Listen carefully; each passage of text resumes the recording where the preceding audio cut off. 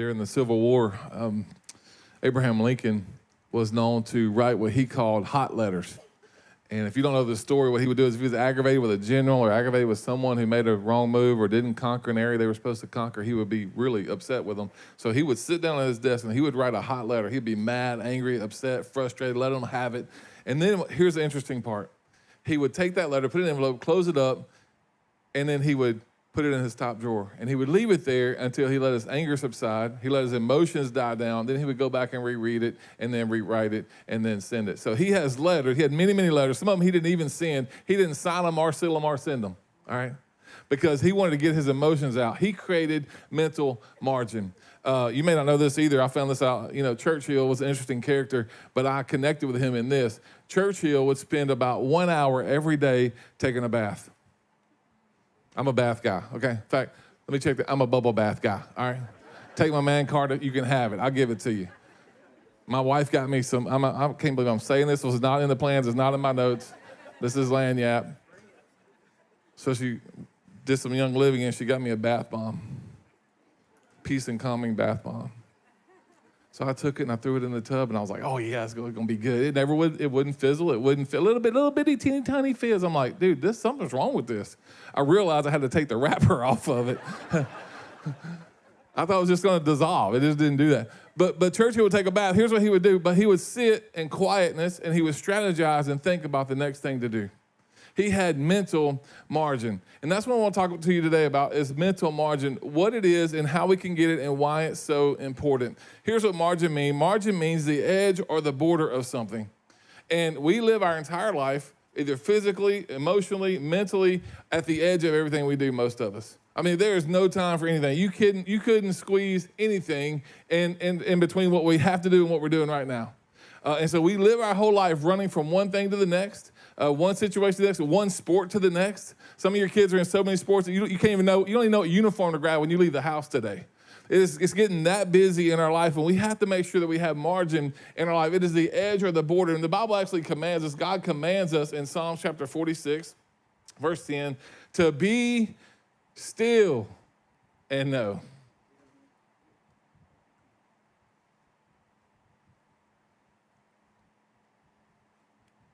This is what it looks like. Some of y'all don't know what that means. I just did it right here. It was uncomfortable. Wasn't it just a little bit uncomfortable just sitting out there, just being still, being quiet in this moment?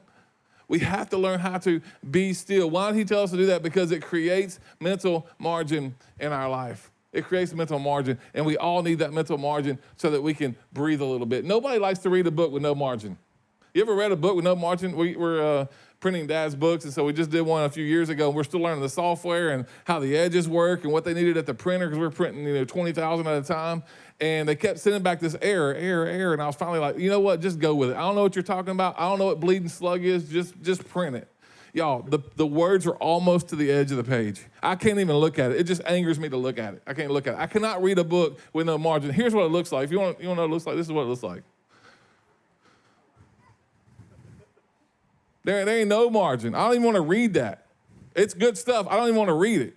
We have to have margin in our life. And there's a man in the Bible we're going to look at today, and his name is Joseph, and he was a man of margin. Man, Joseph has some margin. So if you have your Bibles, flip to Genesis 39. We're going to read the story, just a little picture, a little window into Joseph's life and what he went through and why he was successful in what he did.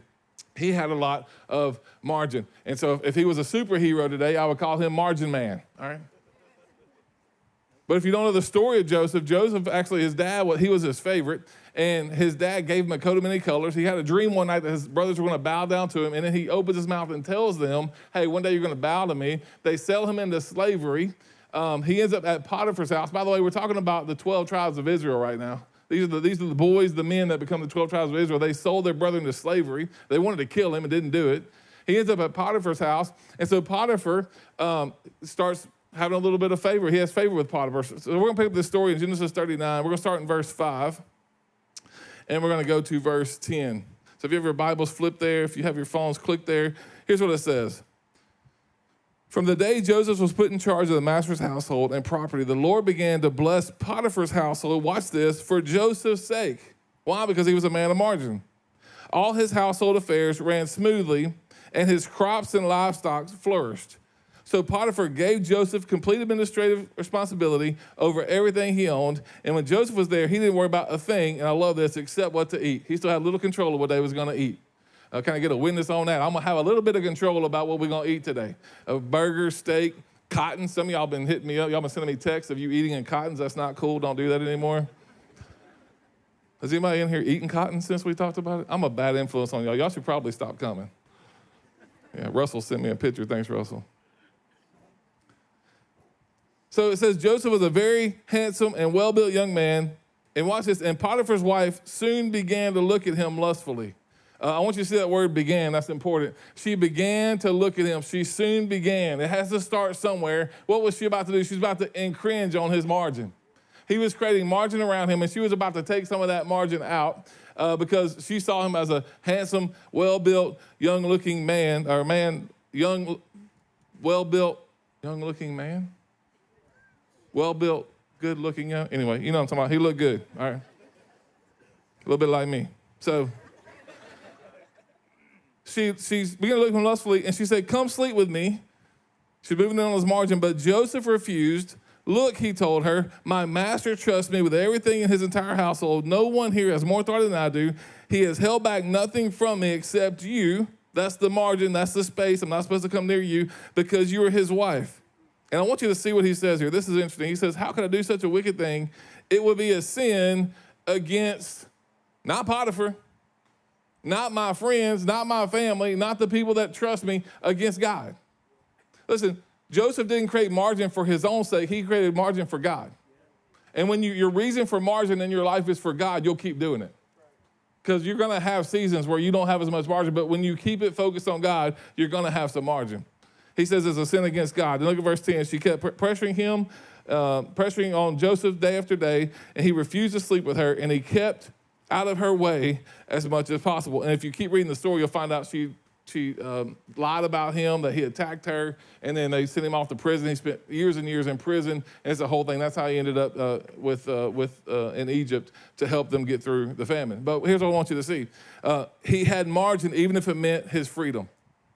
He had margin no matter what. We all have to have margin in our lives, and sometimes that means you need to run from some stuff, not just walk. Listen, I mean, Joseph was stiff-arming this lady. Like, stay away from you. Stay over there. I'm going to stay over here. He was creating space. He was creating margin. So this morning I want to give you 5 reasons you need margin. I'm going to give you 5 reasons that you need margin. It creates some things in your life that you need. And so I want you to write these down today. I'm going to give you these 5 in a row, but here's what I want you to do. I want you to leave margin below each one to give space for I'm going to go back and fill that in. So here's the first one. Margin generates purity. Margin generates purity. If you have margin in your life, in your social life, even in your secret life on your phone, if you have margin between where you are and where the devil wants you to go, you're going to create purity. Here's the second thing it creates is generosity. Margin in your finances creates generosity. Here's the third one. Write this down. It creates excellence. Purity, margin creates generosity, and margin creates excellence in your life. And I hope that you have margin. I hope that you have mental margin. Here's the fourth one. It creates purity, generosity, excellence, and it creates grace. We're going to dig into this here in just a second, but I want you to know that you need margin in your life because it creates grace with other people, because you're not running from A to B so fast that you're running over people. And by the way, you're here for those people that you ran over. And we all get busy. I get it. Here's the last one I'm going to give you, and that is peace. Purity, generosity, excellence, grace, and peace. If you have margin, mental margin in your life, it's going to generate these 5 things. And I don't know about you, but I need all of them. I don't need a multiple choice. I want all of them. I need all of them. And you need all of them. This world needs all of these right here. Purity, generosity, excellence, grace, and peace. We all need some margin. Now, you can't have margin without boundaries. And just to give you a good visual of what a road looks like with no margin on a mountain, this is what it looks like.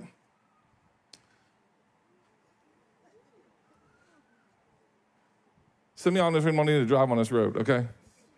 I've seen y'all driving in the parking lot. You do not need to get on this road right here. Some of y'all can't even breathe right now looking at that picture. Some of y'all just like, oh, dude, I'd take that with my 4-wheeler, bro. We'll go off the edge and just see what happens. I ain't riding with you either.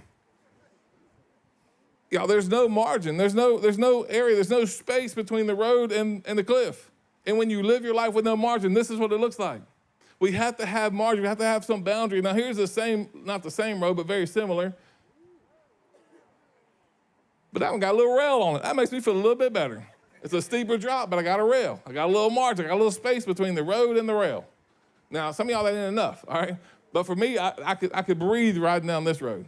Now, what's the difference between that one and the other one? One had margin and one didn't. And so we have to make sure that we have boundaries around our life. Here's what a boundary does. Boundary is something that indicates or fixes a limit. If you want margin in your life, and those 5 areas I'm about to give you, we're gonna go back into that. You have to have some boundaries. You have to create some limits. A boundary is very important. Let's just say we took your kids out of a kids' church and we just brought them out to go play by the road. Somebody would be like, hey, my brother used to get mad at me, my older brother, and he'd say, why don't you go count some mufflers? I didn't know what that meant until I got older, and I'm like, that wasn't very nice. What he was saying was go let somebody run over you. So what if we took your kids and just brought them out there and just let them go play in the front? That wouldn't be cool. But what if we put a big old 6-foot fence up?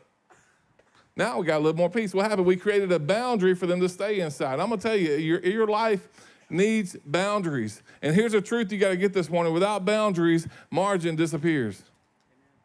Without a boundary, if you don't have some boundaries in your life, and I'm going to tell you how to create those in just a minute, you're going to live on your whole life on the edge, and people that, you're just going to have some people that just don't, that you're not going to connect with them because you can't connect, you don't have time. You don't have time for the people that are around you. You don't have time to help financially with some things because you don't have no margin. And that's good English right there. You don't have no margin. You ain't got no margin. There ain't no space in your time, in your finances, and it's showing. Your lack of generosity is showing in other things around you, and we have to create boundaries. So here's how we do that. Here's the first one I gave you. Write this down.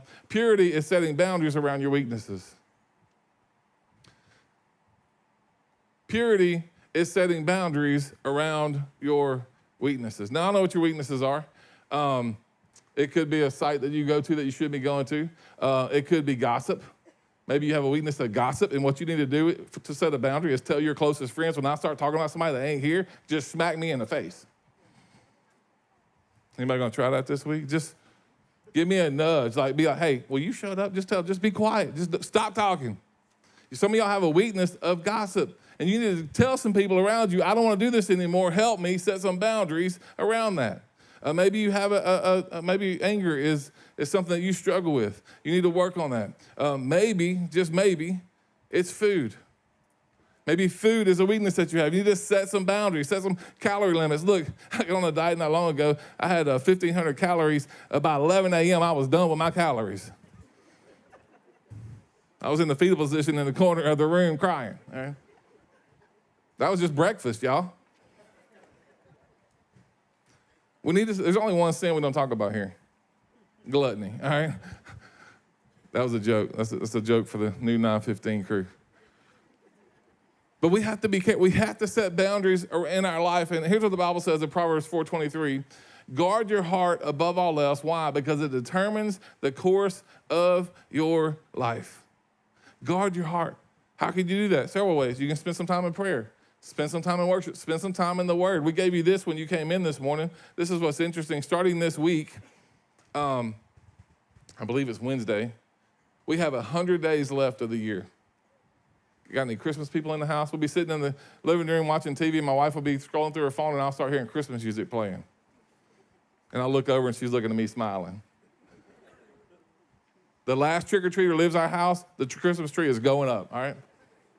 We got 100 days left of the year starting this week. So here's what we're going to do. The Lord laid this on my heart to help us get excited about the Word. Because some of y'all haven't read the Word religiously, if you want to use that word, every single day. These are Bible stories, and they're broken down into chapters. And so there's 100 of them on here. And so Genesis 1, and then 2 and 3 is one day, and then chapter 4. Most of these are one chapter. You can read one chapter a day, and it's an entire story about somebody, Adam and Eve, Daniel in the lion's den. It's going to get you excited, hopefully, about the Word. And so we're going to go through this together as a church, starting this week with the last 100 days of the year. We're going to finish the year off strong, reading through these Bible stories. So I'm excited about that. But that's one way you can create purity. We were talking this morning in the Commons, and I said one of the reasons people don't read the Bible more is because the Bible reads them. And we don't want that conviction. We know what we're doing wrong and we don't want to fix it. Guard your heart because it determines the course of your life. Here's the second one we talked about, generosity. Set boundaries around your finances. I'm about to use a 6-letter word that some of y'all think is a 4-letter word. Budget. Budget. I don't know how people live without a budget. We've been doing a budget for years and years now. We have blown it up a few times, but we know where the money's going. We know this. We spent this much on gas, this much on eating out, this much on groceries, this much on the water bill. We know where our money goes. If you want to create generosity in your life, you have got to build a budget, which is a boundary around your finances. You need to know where your money's going. And sadly, I don't know the percentage, but it's a high percentage of people that do not have a budget. And I'm telling you this morning, start. There's something called Every Dollar is Dave Ramsey. It's free. You got to punch everything in, but it's real easy to use. But you need to have something that tells you, because you can't be generous because you don't even know what else is coming out at the end of the month. You want to help somebody on the street, but you can't, because you don't even know if you need $100 or $50 or $500. And we need to have some generosity, and we build that system, that boundary with a budget. Here's what Luke 6:30 says, give to anyone who asks. What? A person that don't have any money can't do that. A person that doesn't know what they have in their checking account, they can't do that. Give to anyone who asks. Now, there are situations you probably shouldn't, and you shouldn't, you should pray about it. But what he's saying is be a generous person. You can't do that without a budget. You have to build that system. Here's the next one, excellence. Build a boundary or set a boundary around your expectations. Set a boundary around your expectations. Excellence, here's the best description I've ever heard is this. Excellence is doing the best you can with what you have. One of our 4 core values is pursue excellence. We're going to do things as excellently as we can. Does that mean we can still do it on the old blue skating floor? That's what it means. Some of y'all's blood is still in here because y'all split your head open. We still going to have church on it, all right? It's in the prettiest building, but people still finding Jesus and getting saved and getting baptized, and we're seeing them take next steps with Jesus, and I'm excited about it. But we're going to do it with excellence. Hopefully you got greeted at the door this week. You got your check-in tag for your kid ready. We want to do everything with excellence here in our small groups. We want to be excellent. We want to do everything that we can. Why? Because God is watching, and we want to do it like we're doing it to him. I love this verse, Colossians 3:23. Whatever you do, this is amplified. Whatever you do, whatever your task may be, so that's anything that you do, work from the soul, that is put your very best effort as something done for the Lord, not for men. What if you folded clothes like you was doing it for Jesus? You wouldn't be cussing while you was doing it, I'll tell you that right now. Why do we hate doing clothes so much? What if we were thankful for the clothes that we get to hang up? Well, they don't fit right anymore. Well, that's not God's problem, that's yours. Do the dishes like you're doing them for Jesus. Clean your room like you're doing it. Wash the car like you're doing it for Jesus. Can you imagine the difference that would make in your life? If we did everything like we were doing it for Jesus? My dad wrote my mom a letter. He was drafted into Vietnam. Tell you the super short version.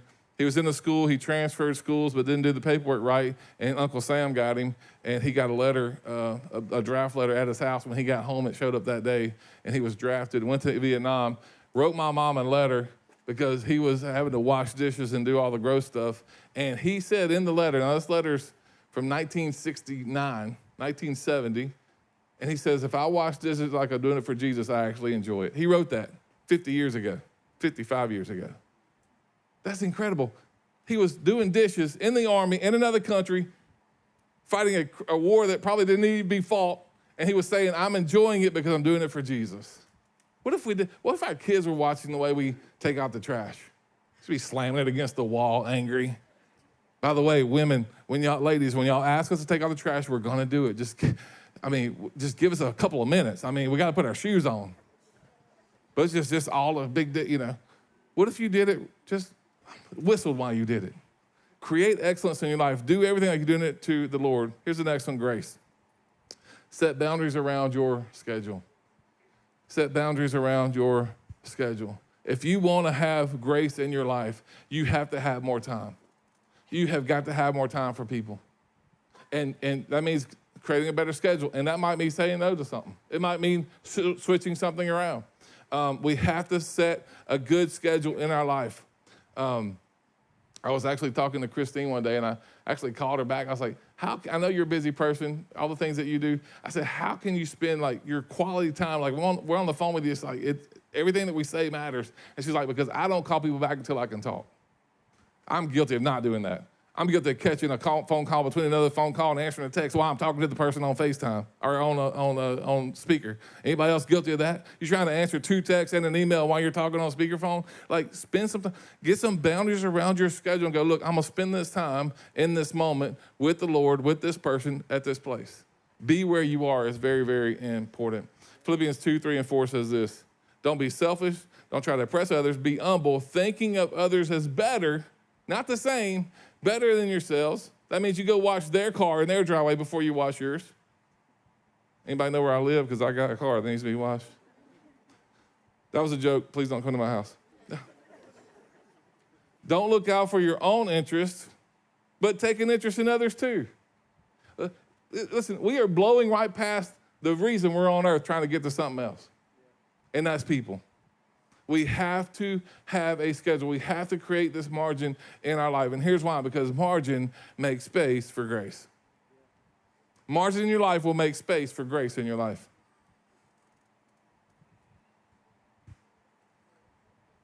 If you don't take time for people, you won't have grace for them.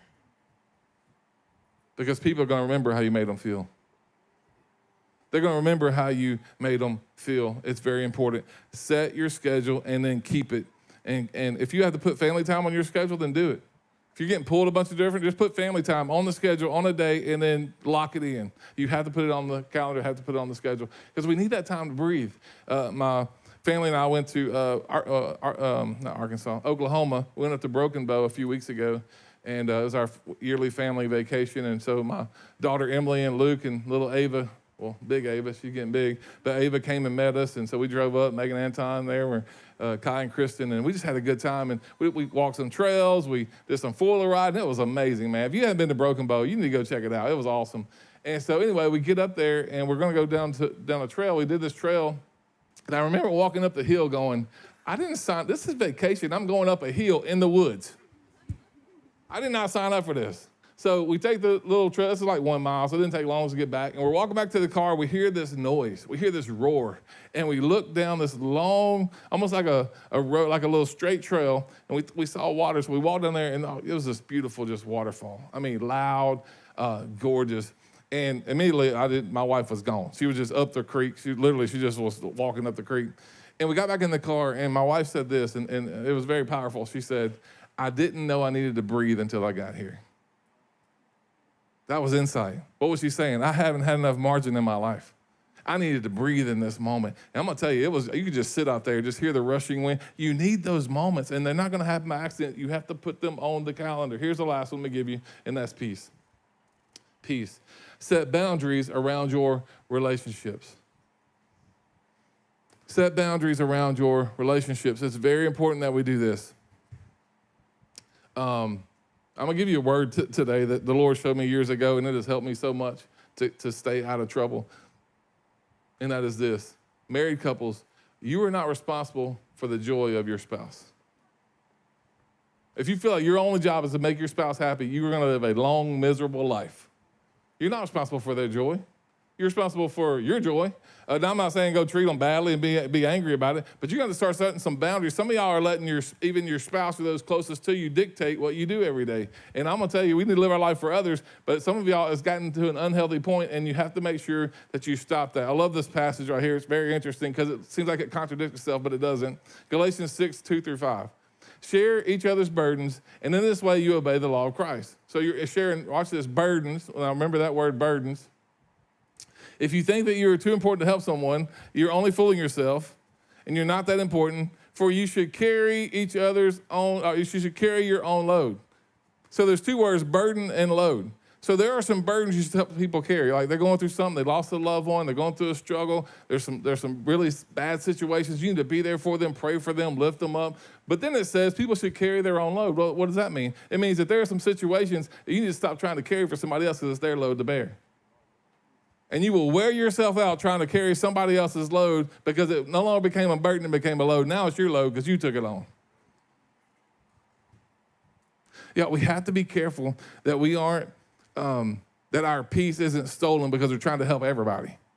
Now, that's not like I'm contradicting myself. I'm not. God's calling you to some people, but some of y'all trying to fix people's problems. They never asked for help. It's their load to bear. It's their load. So here's how you do that. How do you do that? How do you create this boundary of peace in your life? Here's a simple truth. The word no is a complete sentence. Pre-made decisions will create mental margin in your life. Decide before you collide. Decide before that moment comes up. No is a complete sentence. Do you know what that looks like? No! I'm not going there again. I'm not doing that. I'm not digging you out of this ditch again. This is your load. It was a burden before, but now it became your load because you keep making the same decisions.